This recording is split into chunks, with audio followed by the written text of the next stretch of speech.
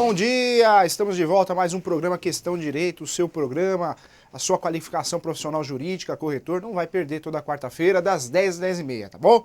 Queria fazer um agradecimento aqui logo no início do programa ao Dr. Milton, né, que apresentou o programa, em virtude de estar com um problema de saúde. Então, agradeço, parabéns aí pela apresentação do programa, estamos aqui para um ajudar o outro, tá bom? Então você ficou muito bem acompanhado aí semana passada. Hoje, dia especial, processo penal. O corretor precisa entender o que é. Hoje o corretor de imóveis precisa ter noção de tudo. Então, hoje é um tema importante. Não vai perder os próximos temas. Loteamento, direito de vizinhança, matrícula, tem muita coisa boa. Das 10 às 10h30 não vai perder. Bem didático para você entender e conseguir ter sucesso na profissão, tá bom? Precisa de conhecimento, não tem como fugir. Vamos iniciar o tema de hoje então? Processo penal. Processo penal, quando a gente fala de processo penal, estamos falando do conjunto de atos e procedimentos processuais. Quando alguém fala assim, vou processar você, quer dizer que ele vai reclamar de você.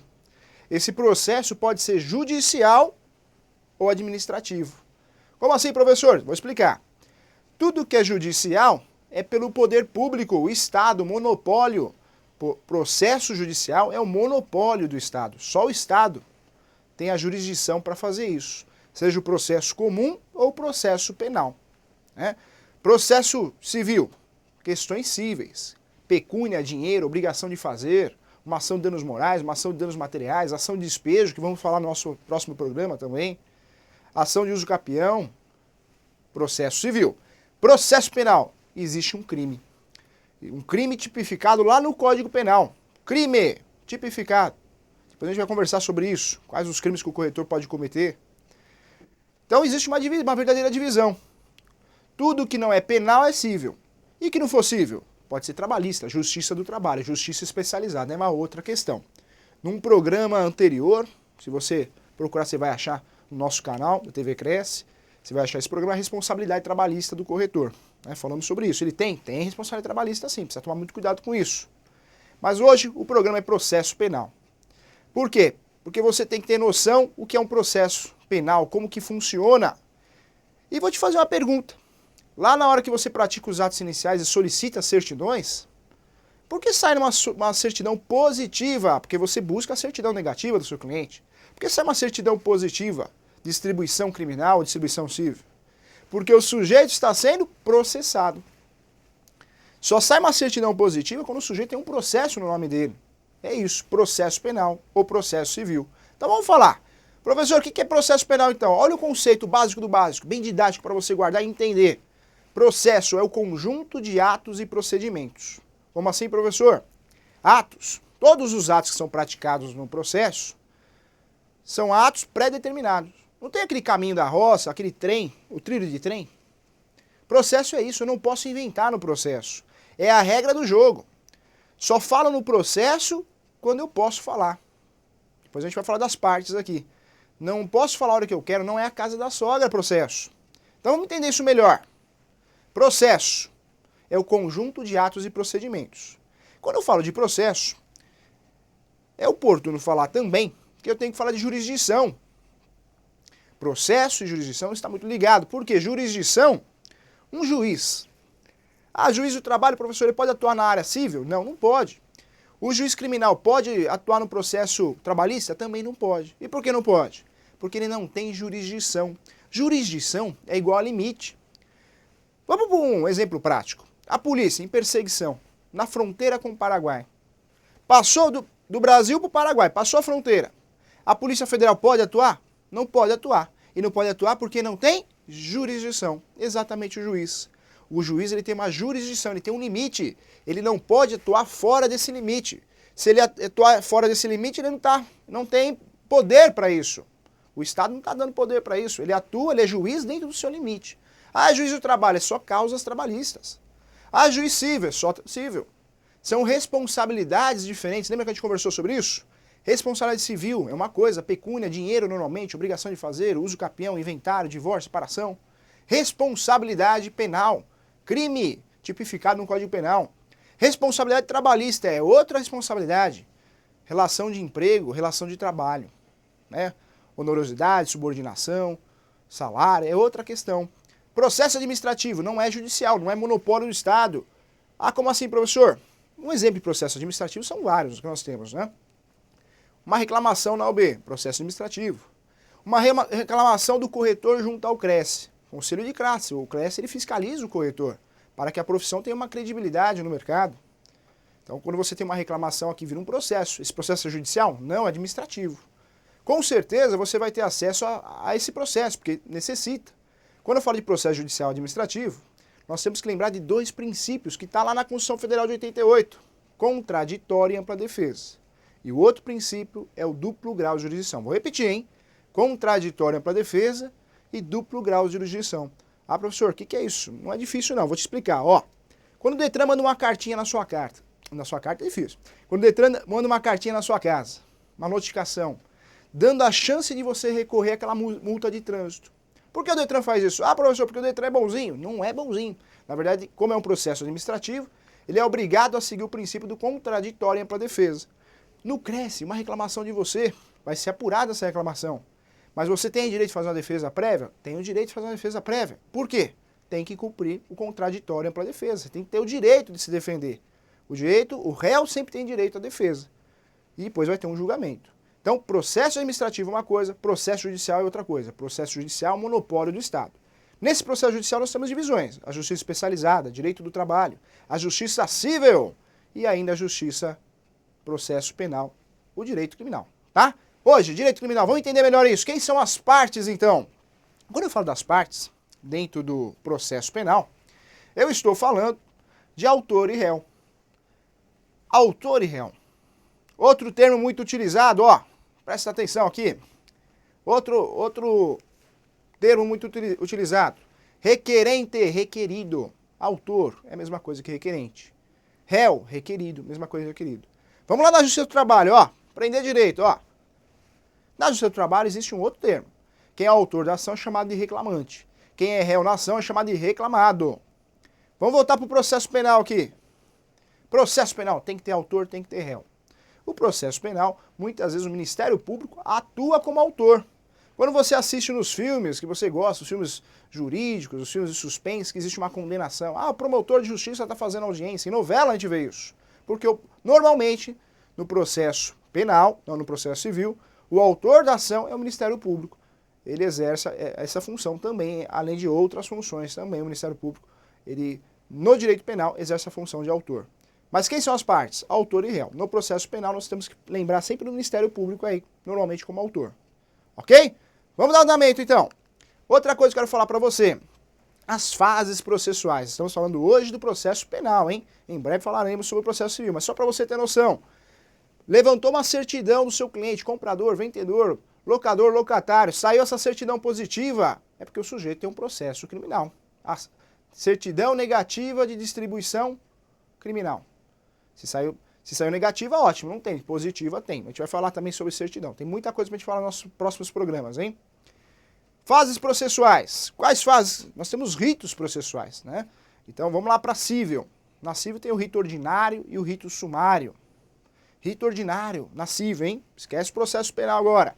Na cível, o rito ordinário, mais demorado. Rito ordinário é o rito mais antigo. Rito sumário, mais célere. Lembra de sumário, de livro. Quando você vai ler o livro, não quer ler o livro inteiro, você quer ler só um resuminho, você vai ler aonde? O sumário, né? E o sumário é um rito mais célere, mais rápido. Mais rápido que o ordinário. Mas nós foi criado ainda no processo civil o juizado especial civil, que falamos sobre isso num tema passado anterior aí. O JEC, antigo Pequenas Causas. Também foi criado para dar mais celeridade processual, tentar a conciliação.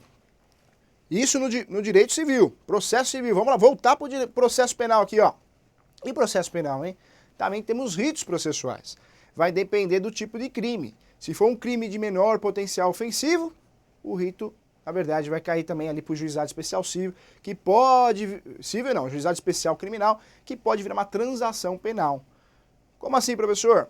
Provavelmente você tem algum conhecido que já foi processado criminalmente, e ele falou para você, eu tive que pagar umas cestas básicas, tive que depositar uma quantia, um valor para uma organização, uma associação. E por que ele fez isso? Porque fez uma transação penal.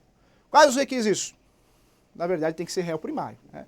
Então é um processo penal, onde o crime também é um crime de menor potencial ofensivo, não é um crime tão grave, pena não pode ultrapassar 2 anos, E aí, esse mesmo sujeito, que é o réu na ação, pode fazer essa transação junto ao Ministério Público, essa transação penal. Então ele não vai ser julgado. Ele faz um acordo ali, uma cesta básica, 2, 6, vai depender do caso, tá? E temos os ritos dentro do processo criminal também.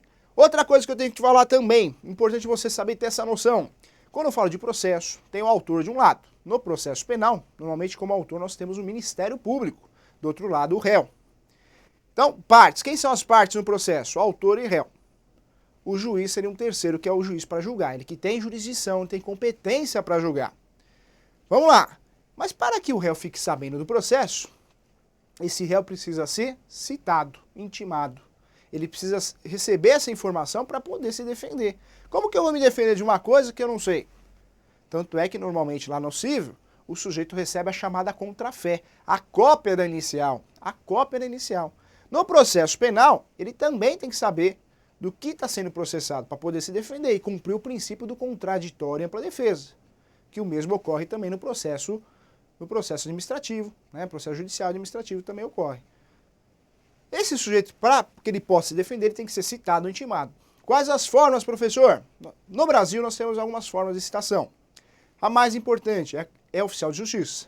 Vai oficial de justiça, bate na sua porta e fala, quero falar com o João. Ah, o João tá aí? Tá, então é uma intimação, João. Assina aqui que você recebeu a intimação. Tá aqui a contrafé, a cópia do processo. Intimação por oficial de justiça. O oficial de justiça, quem é esse sujeito? É um funcionário da justiça, do Poder Judiciário, que tem a função, normalmente exerce serviços externos, e o mais importante, fazer diligência. Normalmente é o oficial de justiça. Mas nós temos uma segunda forma de citação, que é a citação via postal. Via postal ou via correio, tanto faz, é a mesma coisa. Por correio.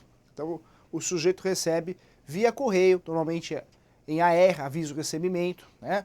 Tem que comprovar que recebeu, isso volta para o processo. Esse sujeito foi citado por correio, não através do oficial de justiça. Temos uma citação ainda, que é a citação por edital. Faço uma pergunta. Você leu o edital? O que é o edital? O diário oficial? Todo mundo lê? A maioria não lê, não tem como, né? Mas o que acontece? O edital é uma citação, uma intimação fictícia. Por quê? Não está achando o sujeito e aí sai no edital. Falando em edital, todos os atos processuais são públicos, todos. Então, cada ato processual vai ter uma publicação no Diário Oficial. Tem que ter uma publicação para gerar publicidade. Como assim, professor? A regra do processo é público. Por isso, quando você vai solicitar uma certidão do seu cliente, criminal, civil, trabalhista, você tem acesso a essa informação se ele tem um processo no nome dele, que é a certidão positiva. Essa certidão não é negativa, é positiva, porque tem o processo. E por que você tem acesso fácil a essa informação? Qualquer um tem. Ah, mas qualquer um pode pesquisar o meu nome? Pode. Você vai conseguir essa certidão para ver se o sujeito tem ações no nome dele. Né? A gente conversou sobre certidões, tem que tirar a certidão criminal também, distribuição criminal. Por que isso? Pela publicidade. A regra do processo o processo é público. Nós temos a grande exceção a essa regra da publicidade, tanto no direito civil, como no direito criminal, no processo penal e no processo civil, que é o segredo de justiça. Lá no processo civil, nós temos no segredo de justiça, que são ações normalmente de família. Como assim, professor? Ação de divórcio, separação, ação de alimentos, revisão de alimentos, exoneração de alimentos. Normalmente, esses processos são com base no segredo de justiça. Como que funciona isso? Se eu chegar lá na vara, lá no cartório, lá dentro do fórum, deixa eu dar uma olhadinha no processo do João Antônio Magalhães. Não, o senhor não pode. Por que não posso? Você vai ouvir isso do funcionário. Porque para ver o processo, esse processo é segredo de justiça, para ver o processo, tem que ser parte, autor ou réu, quando a gente fala de partes processuais, autor ou réu sempre, ou tem que ser o advogado constituído nos autos. O que é isso? Com procuração nos autos. Porque senão não tem acesso a esse processo. Então a grande exceção é o processo de segredo de justiça. Ah, professor, no direito do trabalho tem segredo de justiça também? Também tem, assédio sexual. Audiência, que parece um leilão, audiência do trabalho, né?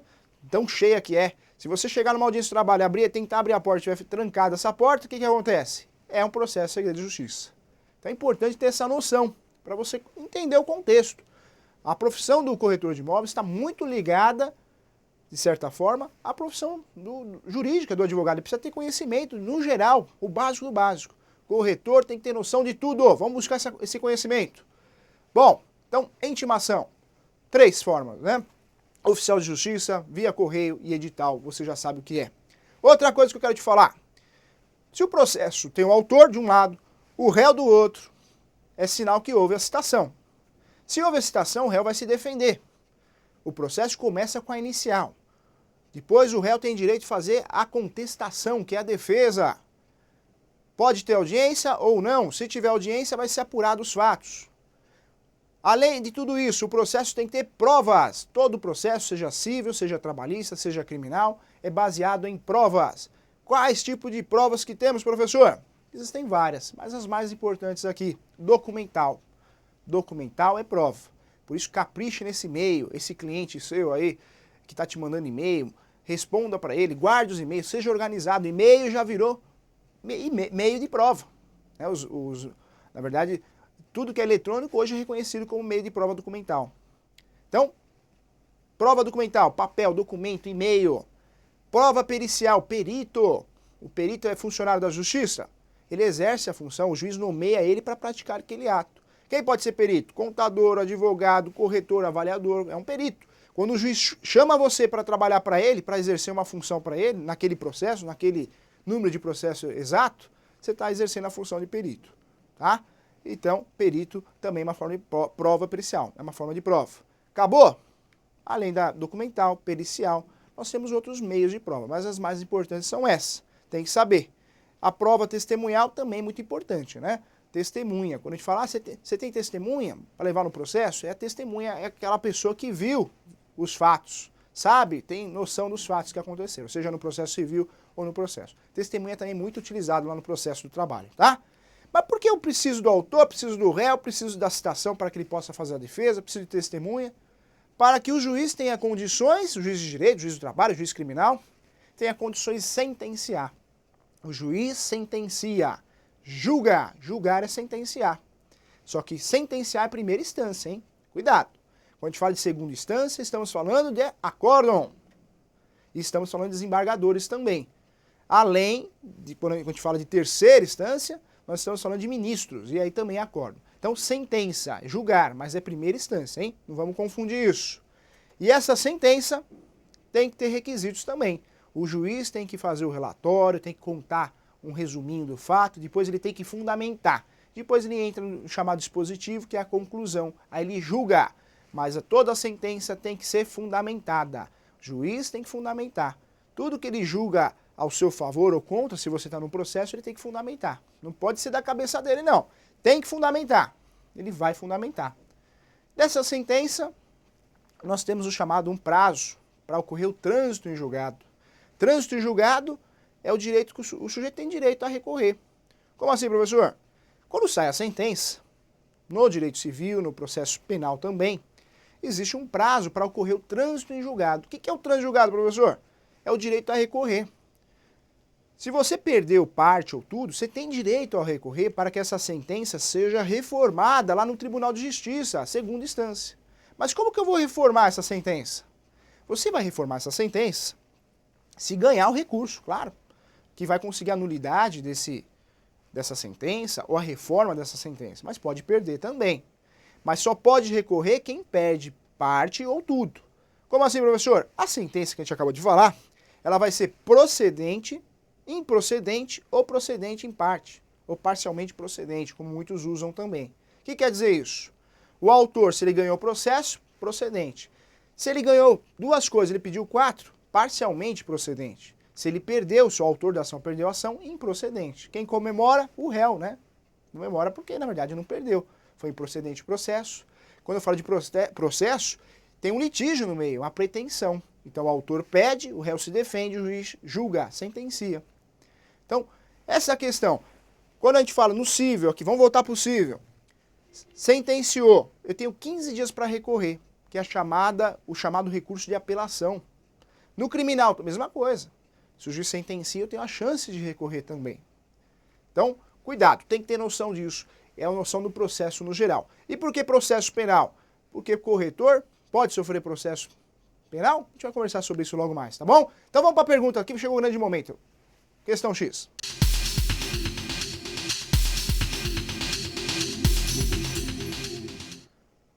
Olha a pergunta de hoje, hein? O corretor de imóveis pode sofrer processo penal? Pode sofrer qualquer tipo de processo, trabalhista, civil, criminal, por isso tem que fazer as coisas com muito cuidado, com muito carinho, com muita atenção. É uma profissão de grande responsabilidade. O corretor pode sofrer processo sim. Não só o corretor, mas quem não é corretor, que quer exercer a função sem realmente estar regulamentado. E aí é importante trazer o assunto do exercício ilegal da profissão, hein? Cuidado você que está nos assistindo, que tem um colega que não tem um CRESSE. Fala para ele, passa essa informação, passa essa orientação para ele. Olha, amigo, tira o CRESSE, seja regulamentado junto ao CRESSE, tudo certinho, tudo bonitinho. Porque se ele não tem o CRESSE e ele quer palpitar no mercado imobiliário, é exercício legal da profissão, hein? O sujeito, para que possa fazer transações imobiliárias, ele tem que ter o CRESSE. Tem que ter a inscrição junto ao CRESSE aqui, tem que ter a carteira do CRESSE. Tem que ter esse documento, senão é exercício legal da profissão. Então, o corretor pode, se ele for corretor, a gente já vai falar, pode cometer vários crimes, com certeza. Mas o sujeito que está exercendo a função sem ter, no mínimo, a inscrição junto ao CRESSE, ele comete crime de exercício legal da profissão. Cuidado com isso, tá? Se informa o seu amigo aí que se não é corretor, que quer fazer transações imobiliárias, fala para ele, amigo, antes de tudo, vai tirar o CRESSE, pelo amor de Deus, senão vai dar problema isso aí, tá? Então, cuidado. Vamos lá para o corretor. E o corretor pode sofrer um processo criminal? Com certeza. Ah, e para eu sofrer um processo criminal, o que eu preciso fazer? Basta cometer indícios de um crime. O corretor comete crime? Todo mundo pode cometer um crime. E o corretor, na sua profissão, muitos. Cuidado, não vai assinar documento aí pelo cliente. Ah, meu cliente está morando muito longe, não estou conseguindo falar com ele, vou dar um visto, vou fazer o visto igual a ele. Não pode, falsidade. Outros crimes, vai chegar num cartório lá, ah, olha, te dou um dinheiro se você soltar essa certidão mais fácil aí para mim, mais rápido. Cuidado com isso. Muitos crimes o corretor pode praticar. Se praticar um crime, indícios de crime, vai sofrer um processo penal. Cuidado com isso. Então tem que tomar muito cuidado, porque pode sofrer sim. Não é só processo penal, mas processo civil. Lá nos nossos primeiros programas, nós falamos sobre os atos iniciais. Tem que fazer tudo bonitinho, porque pode sofrer uma responsabilidade civil, processo civil, que não tem nada a ver. Ah, então um corretor numa transação imobiliária mal feita, ele pode sofrer muitos processos? Sim. Vou te dar um exemplo disso. Ó, o corretor que faz uma transação mal feita, não tira certidões, não faz o auto de vistoria, né? O que é isso? Contrato de prestação de serviço de corretagem. Deu tudo errado. Olha quantos processos o corretor pode ter. Pode ter um processo civil, porque a parte, né, o comprador, o vendedor, vai se sentir lesado, vai cobrar o corretor na justiça, vai cobrar a imobiliária, então vai ingressar com uma ação de danos materiais, que é o que perdeu, mais os morais, já é uma ação civil. Se você cometer um ato de falsificar um documento, pronto, indícios de crime, processo criminal, ó, são 2 processos. Mas nisso você tem um rapaz que te ajuda. Esse rapaz te ajuda todo dia. A mãe dele bateu lá na porta da sua casa e falou assim, ó, arruma um emprego pro meu filho. Aí você falou assim, ó, eu sou corretor de imóveis, eu não tenho condições de registrar, hein? Registro em carteira de trabalho. Ah, não faz mal, não precisa não. Mas depois de 20 dias você viu que o rapaz não te ajuda, não serve para o seu tipo de serviço, você dispensou ele. Ele vai atrás do direito dele, entra com uma reclamatória trabalhista contra você. Olha o terceiro processo que você vai ter aí. Mediante a tudo isso, vai uma outra pessoa, essa pessoa que você fez uma transação imobiliária mal feita, que já, em virtude dessa transação, já está correndo o processo civil e criminal, vem aqui no CRESSE, faz uma reclamação de você, corretor. Processo administrativo. Olha quantos processos você pode ter contra você. Por isso tem que fazer a coisa certa, muita atenção. A responsabilidade é grande, hein? Olha que bacana. Bom, processo penal, então o que é? É o Instituto Jurídico de Atos e Procedimentos. Cada passo no processo é um passo pré-determinado. Você não vai falar quantas vezes você quer, sendo autor ou sendo réu, mas o processo vai autorizar que você fale. Se um lado o autor falou 2 vezes, o réu vai falar 3, vai falar 2. Se o autor falou 2, o réu fala 2. Se o autor falou 3, o réu fala 3. Tem que ser igual, tá? Tem que ser igual. Não posso um falar mais que o outro. Se eu tenho a inicial de um lado, que é o começo do processo, eu tenho a defesa, a chamada contestação. Depois eu tenho o quê? A réplica, né? Cuidado da época de eleição, a gente confunde. E agora, é a tréplica? Não é a tréplica, é as razões finais. Quem faz as razões finais? O autor. Ele começa falando e termina falando. O réu. Então precisa tomar cuidado aí. Só pode falar quando o processo permite, tá bom? Eu agradeço a participação, só lembrando, toda quarta-feira é dia de questão do direito, não vai perder, tá bom? Próximos temas, temos direito de vizinhança, tem que saber que a direito de vizinhança é importante, corretor, loteamento, entre outros temas importantes aí, tá bom? Conto com a sua audiência, conto com você, qualquer dúvida estamos à disposição. Não vai perder, hoje é dia de quarta nobre também, sexta-feira cresce e esclarece. Olha quanta coisa boa pra você. Um grande abraço, fui, tchau!